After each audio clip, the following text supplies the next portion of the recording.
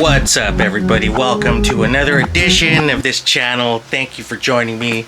It's Glenn here. Yeah, I want to talk about movies, movie soundtracks. I saw a lot of movie soundtracks on the top of people's vinyl tag lists or best buys of the year. Movie soundtracks.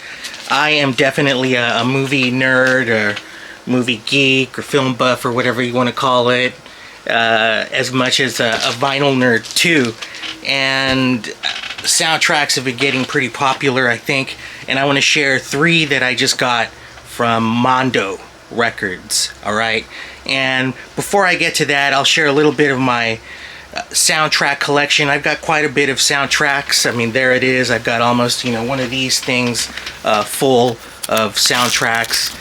And what makes a good movie soundtrack? Okay, what makes a good movie soundtrack? In my opinion, three criteria. All right.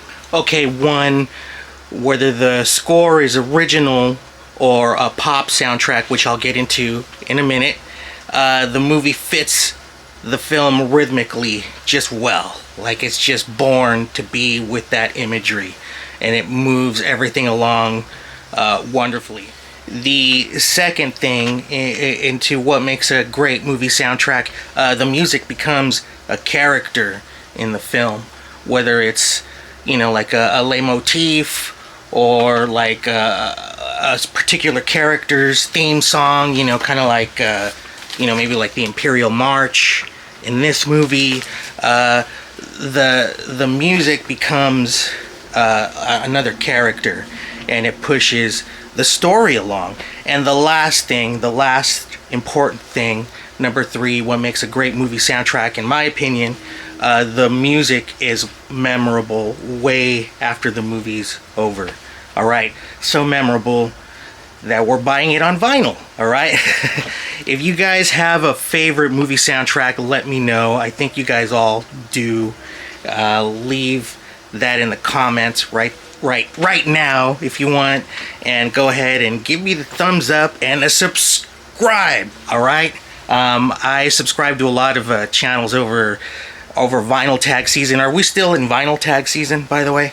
But I got a lot of new subscriptions, and I subscribed to a whole bunch of new channels, so I'm making a whole bunch of new connections and stuff. Thank you, everybody.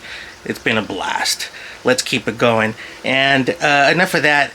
Onto this movie thing. All right, movie soundtrack. So as I mentioned before, there's 2 types of soundtracks. Okay, there's the original score, which is original music done by a composer or maybe a band or an artist for that film.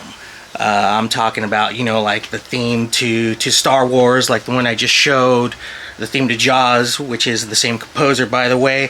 The theme to James Bond, or the theme to The Good, the Bad, and the Ugly, right? Original music for a film.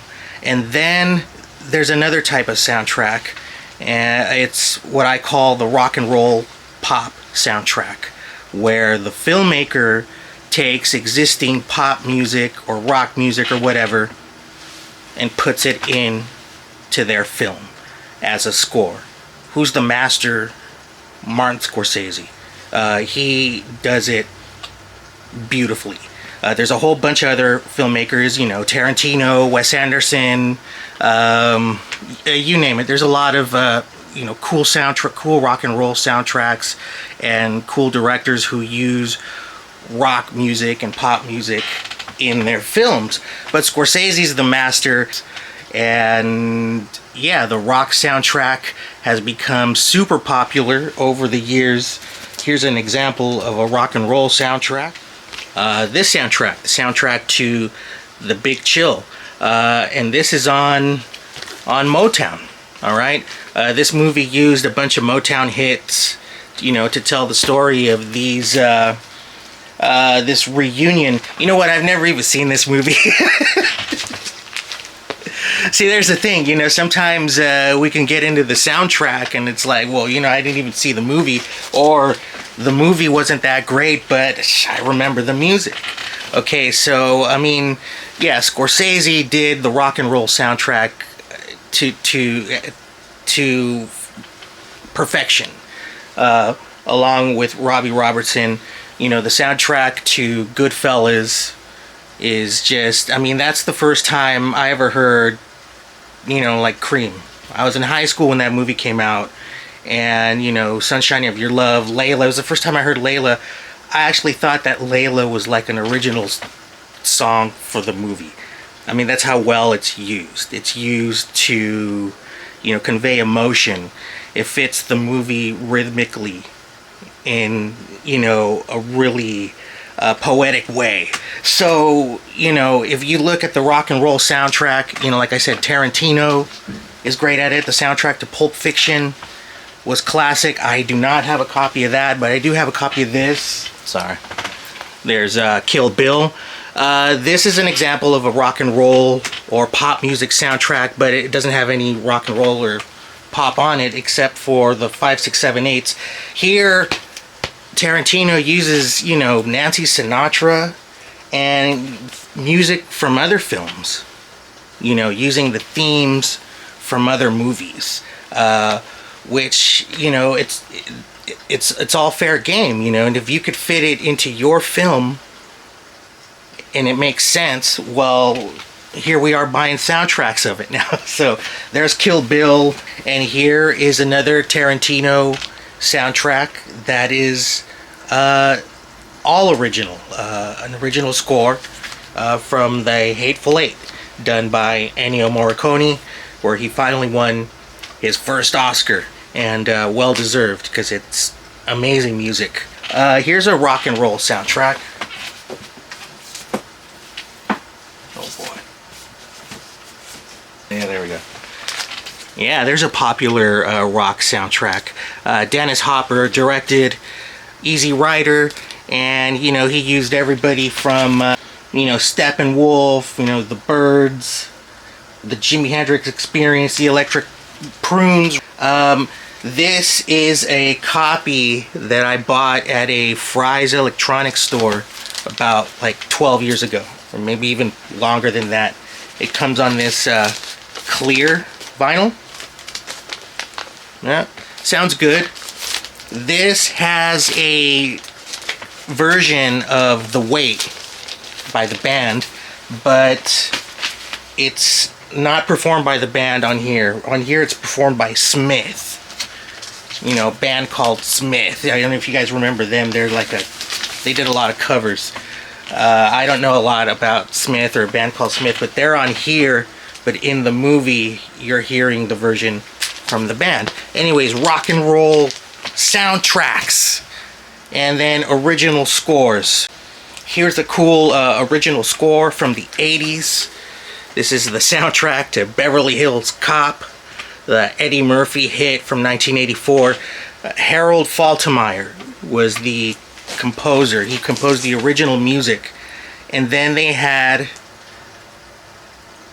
pop stars contribute songs to the soundtrack. So, you know, the Pointer Sisters are on here, Patti LaBelle, and of course the theme song to Beverly Hills Cop, Axel F.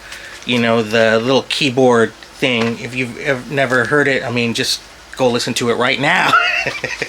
Yeah, that was it was a huge hit, actually. Axel F. composed by Harold Faltermeyer. The hype sticker even points it out right there, you know, contains the hit Axel F. But yeah, you've got music by Glenn Frey, Patti LaBelle, Pointer Sisters, Shalimar has a track on here. The System. Do you remember a group called The System from the 80s R&B group? They're on here, and there's an example of pop stars or rock stars contributing to, you know, writing music for the movie. One of the Vinyl Tag videos at the top of their list had the soundtrack to the 1988 Batman, the one composed by Prince, the music that Prince did. That movie had like two soundtracks. Well, they were all together. It was one soundtrack, but it was, music, done by Prince, and then the original score by Danny Elfman. So I found a really beat up copy. This thing cost, I think, $2. This is, the original motion picture soundtrack music score composed by Danny Elfman to Batman. This is the theme music, all that stuff. It's not Prince's music. There it is on Warner Brothers. Prince, I don't have that copy, but I do have this. I have a copy of Scandalous. All right. I really like that red Batman cover. Scandalous is not in the movie. Actually, it is. It's played during the credits. And it's not the immediate credits, where it's like towards the end. And it's a cool song. It's a very melancholy, sexy, nice ballad by Prince. There's the actual cover. Prince, the Scandalous Sex Suite. That's what they call this. This is it's the song Scandalous in different versions of that song. But I like the song, and I really like that cover. So I don't remember where I got that, but on to Mondo movie soundtracks. If you don't know Mondo Records started off as a poster company, a movie poster company, and then they moved into vinyl, and they've been releasing really cool, sometimes limited edition, very colorful editions of movie soundtracks. I got 3 really great ones recently that I've been wanting to share. 2 are from the same director's films, and 1 is probably from one of my favorite movies of all time. So the first one I have here is the soundtrack to Punch Drunk Love, the 2002 Paul Thomas Anderson film starring Adam Sandler and Emily Watson. This is a really weird romantic comedy, basically, and it's scored by John Bryan. John Bryan has been around for a while. He's worked with people like Kanye, Fiona Apple. His sound is almost very mysterious, but this film has a very classical, almost fairy tale like. It's really interesting. It's great music, a lot of experimental sounds in there too. It has a weird ambient to it, but it's also very classical. Also, he uses in here a song from another movie, a song from the movie Popeye, the Robin Williams Popeye. In there's a song sung by Olive Oil, sung by Shelley Duvall as Olive Oil. It's called He Needs Me, and he uses it in here, during a scene where, Adam Sandler's, running after, his girl or whatever you want to call it. It's an interesting choice. That movie, Popeye, which, no, I do not have the soundtrack to Popeye, but that was done by Harry Nilsson, okay? And Harry Nilsson did another soundtrack, the soundtrack to The Point, all right? The animated film from the early 70s, right? The animated film that Harry actually wrote, and it's about a little boy born with a round head in a place where everybody's born with a point. And it's a cool little movie. I think you can see it on YouTube, and it's a cool soundtrack. Me and My Arrow, great song. Anyhow, Punch Drunk Love, great soundtrack. When I first heard that in the movie He Needs Me, I was like, is that Shelley Duvall at Olive Oil? Anyways, Mondo Records, their presentation is really nice. It always comes with an Obi strip. Really nice gatefold It's Adam Sandler and Emily Watson, and this kind of color here represents the film. The film is filled with vibrant colors, all sorts of weird shit. It's a cool movie. And this comes on this blue swirl vinyl. Gorgeous, right? And it sounds great. The music of John Bryan for the film Punch Drunk Love by Paul Thomas Anderson. And the second one by the same director is from the 1999 film Magnolia. Another weird ass movie, okay? And a brilliant soundtrack, okay? This half the soundtrack is done by John Bryan, who I just mentioned, and the other half is done by Amy Mann. I love Amy Mann. Here's my copy of Till Tuesday. I mean, I've loved Amy Mann ever since. And you know what? John Bryan played with Till Tuesday. So here on Magnolia, you know, there's an original score and then music done by her that's used in the movie. Okay. Which kind of reminded me of this soundtrack. You know, here's the soundtrack to The Graduate. Original music by Simon and Garfunkel. They did the entire soundtrack, all the songs, and then those songs were used, you know, in the movie. So in Magnolia, which by the way, this presentation is outrageous.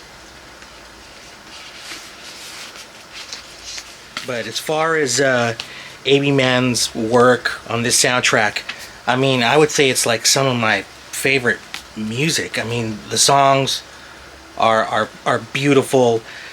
She kind of did this whole kind of lo-fi bohemian thing, cabaret vibe.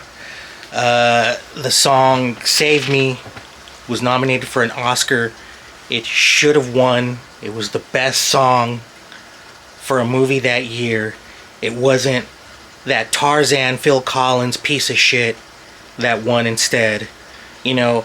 And even if it had gone to, like, let's say the South Park song was also nominated that year. Yeah, Blame Canada. That song was also nominated. I mean, that should have won. But no, Save Me was the best song in a movie that year. A beautiful, I love Save Me. It's a beautiful song. And there's a lot of beautiful songs on here by Amy Mann. A song called Deathly is just gorgeous. I mean, sad, okay? This is really sad music. It's a very sad movie. One of the songs, spoiler alert, Wise Up, beautiful, gorgeous song. Yeah, I'm saying beautiful all over and over again. That's how beautiful it is used in the movie during a moment where the film, the characters in the film start singing it. So the movie becomes like a musical for like a minute or two. It's really weird. Tom Cruise is in this film. It's like all-star cast. You see all these frogs on the cover. I won't tell you what that means, but the movie is about a whole bunch of different characters and a whole bunch of different stories kind of weaving in and out of each other. And the music of Amy Mann and John Bryan really center it, because it kind of shows how sad these people are. Yeah, it's sad music. On one occasion, director Paul Thomas Anderson used one of Amy's lyrics as dialogue in his film. And it's a really great lyric, sad lyric. Now that I've met you, would you object to never seeing each other again? It's from a character who's like, you know, you don't want to have anything to do with me. And that's the opening line to Deathly, and then he used it in the movie. But anyways, gorgeous soundtrack, crazy ass movie, great presentation by Mondo Records, and and these discs come on white,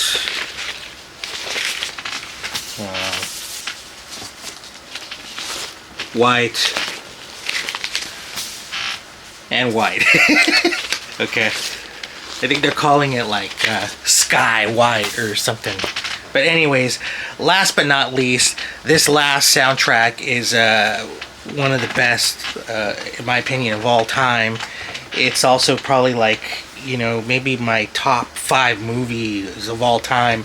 It's the soundtrack to In the Mood for Love, the 2000 Wong Kar-wai film.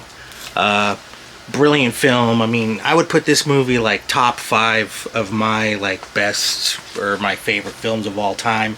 And the soundtrack is awesome. I mean, it's a rock and roll or pop music soundtrack. It's a soundtrack where a filmmaker uses existing music to tell his story, and his selection here is just great. And that's the thing about the rock and roll soundtrack. It could be, you know, your introduction to music you never heard before, and that was the case with this film. Here, he uses first the theme to Yumeji, which is a Seijun Suzuki film from, I think, the early 90s about the poet Yumeji. He uses the theme music from that film in this film, and he does it brilliantly. This is another sad movie, another melancholy, very atmospheric, beautifully filmed and beautifully acted film about this couple neighbors who discover that their spouses are cheating with each other, and through that they form a friendship. It's a great freaking movie. If you've never seen it, or if you don't like stuff like that, you know, if you're into action movies, you know, you want to stay away from this. But if you like art and romantic films and great soundtracks, you have to check out In the Mood for Love. The presentation here is great. Again, the Obi strip. This comes on purple and gold. Right? Is that gold? There's a swirl there too. It's kind of like a gold swirl. Very nice. The Obi strip, of course, hard to find. All right, this is already sold out. I got this on the secondary market. I didn't overpay for it. It's got some damage on here, so I got a good price on it. Congrats to all of you who got one at regular price. But look, this soundtrack is amazing. You know, the theme, Yumeji's theme. There's music in here. Music by Zhou Xuan, iconic 1940s Chinese actress and singer. Her voice is on here. A couple of songs by her. And then it also has songs by Nat King Cole in Spanish. In the late 50s, early 60s, Nat King Cole did a couple of Spanish records. I think one of them is called Nat King Cole Espanol, but they were really cool versions of Spanish ballads, and they're used in this film just beautifully. Quizás is on here, perhaps, and Aquellos Ojos Verdes, those green eyes, and it's just so cool, you know, this American jazz artist singing Spanish music in this Chinese film from the 60s that takes place in the 60s, but you know, this is a 2000 film. But it's just a really great soundtrack. it's a beautiful soundtrack. It's a beautiful film. I hope you liked this video. I hope you liked this little, movie soundtrack education. What is your favorite movie soundtrack? How many movie soundtrack vinyls do you own? I'd like to hear your thoughts, your opinions on that. Thank you for watching this. We'll see you later. I was gonna say we'll see you at the movies. Well, no. Okay. Anyways, see you guys later.